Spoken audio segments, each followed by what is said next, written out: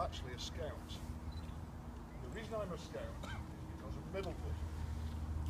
Unlike a lot of you, I didn't join this movement as a child, but when I was in my 20s, married, by chance I ran into some scouting friends and they said, "What are you doing this weekend?" I said, "Well, I'm not doing much." They said, "We're going camping, come along." And the camp was at Middlewood. And I was absolutely besotted in the place. I thought, this is the life for me. And not very long into my scouting career, which is a long time now, I might add, I was given a black and white neckerchief, given the keys to the door of that building there. The then warden explained that I had to ring the milk order in, and then everybody went home, and I got a camp.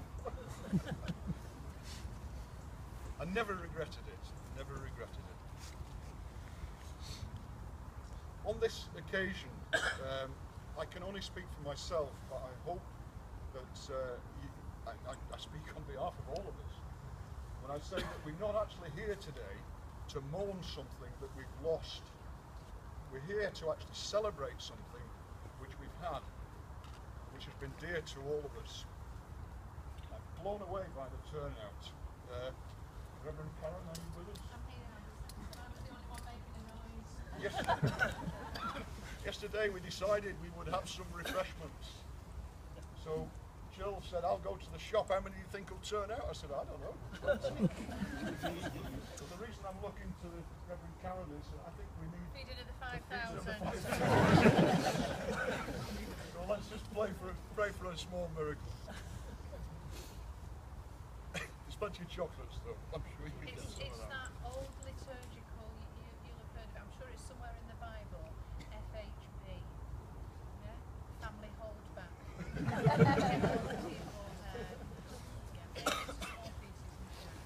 So as I say, we're here to celebrate today, not to mourn. Many of you will know that we've mentioned it today.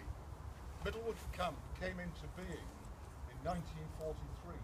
And it wasn't the first camp in this part of the world. There was a camp just down the road toward Winton called Alder Forest. And there were a gang of people that ran Alder Forest, and there were many, many thousands of scouts that joined it. And because of the war, the need to put land into production, the camp was taken away. And a lot of the emotion I imagine that we're feeling at the minute was exactly the same for those that have been at Alder Forest. They'd worked hard, they'd had fun, they'd built things, looked after the place, and then somebody came and said, "No, that's the end, folks."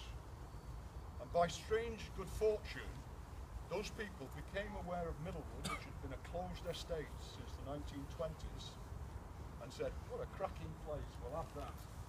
And that's how Middlewood came about. So our moving from here to Hollywood is not the first time. There is precedent for that, and we must be mindful of that. At this stage, what I would like to do, I'd just like to remember by name my predecessors as camp warden here. The first warden was Norman Beardsall. Norman had been the warden at Alder Forest, and he was the first warden of Middlewood for a short time. So I feel a certain affinity with his situation. Norman moved away quite quickly, and the person who is a legend in terms of Middlewood, Jack Cunliffe, took over, and Jack ran this place for about 30 years at some great personal expense. Great man. The next warden was Peter Goff. Dave is stood over there nodding.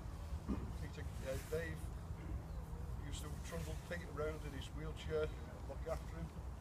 Another legendary man. The tree that we see here was planted in memory of Peter. It was a wee small sapling when it was put in there. Peter was succeeded by Peter Matthews. He's still around, but he unfortunately is not here today. Many of you will remember the good times we had with Pete. Pete eventually was replaced by Joe Meredith. The stone here is commemorative of Joe, who died sadly quite young. Jim Griffith took over from Joe, and I took over from Jim Griffith. So what am I? The last. So you will remember me as Phil the Last.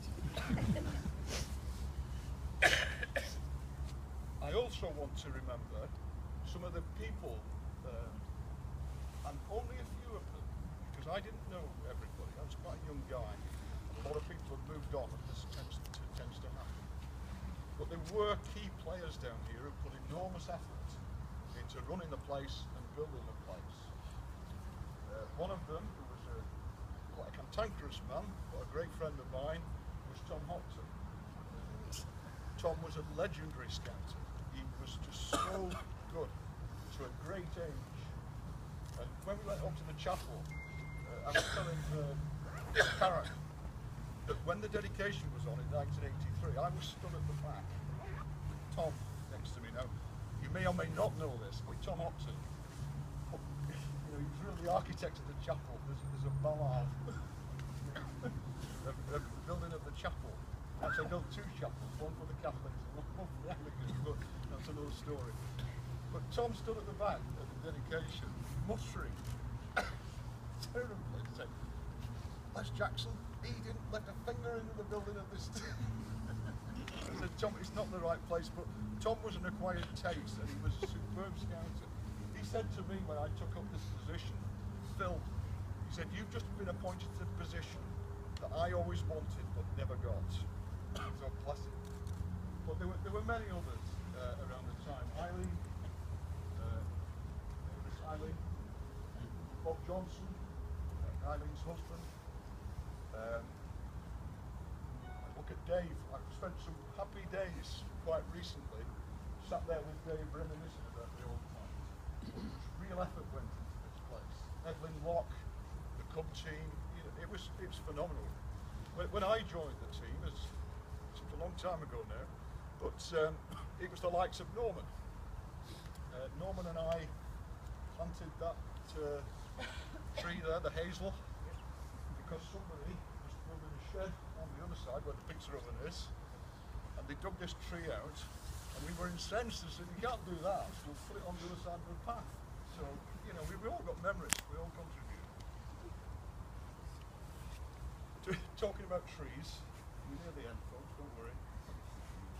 I want to just quote to you from the Warden's report of the 12th of July 1944, a long time ago. And Chris and other long-suffering wardens like me, we do tend to get a bit protective about this. It's not mine, it's ours, but you develop a great affinity for the place. Anyway, the Warden's report reads like this. The Warden gave an unpleasant report on the destructiveness of certain scouts. Sorry for the negative message. From Eccles, Lee and Salford.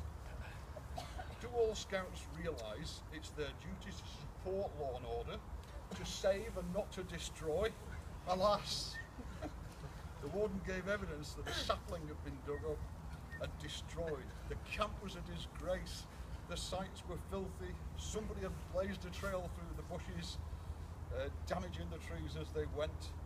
If such incidents are repeated, we may lose the site and our association will be disgraced. Nothing changes. Another man who I feel a great affinity with. That's why I go around and say, get off my land! The big event that we've had this year, and there have been some big events down here, there have been many chiefs down visits. Somebody was telling me that they came down to see Roe Allen, who came a couple of times. I think Charlie McLean came. A whole long list of people. But the big event we've had this year was the Viva 30-year celebration, which was a great success. Thank you very much. And it started me thinking about the Viva motto, fun and friends. Yes. And if I had to epitomise what Middlewood is about, it's fun and friends. Because that's what we've done. We've laughed, done stupid things. Mr. Ultram there came the other week and he brought his Middlewood driving licence. I didn't even know there'd been a Middlewood driving licence, but you were tested to see whether you could drive tractors and bulldozers and things like that. And he said, Dave Ultram is hereby allowed to drive this, that and the other. And he said, the rules of it were, and don't drive anywhere stupid. And I thought, that can only come from scouting. This is why we do it, folks. This is, I was trying to think of something to say that was pithy. I was apologising to Aidan before. I was carrying a Bible around earlier. I was going to quote from Matthew 24, but I decided it was far too out of context for what I was trying to say. So I'm going to close by giving, reportedly, the last words of the Buddha. All things must pass. And all things must pass at the end of the day. And this is no different. So, on that note, and the fact that we are going to move and build a new campsite at Middlewood,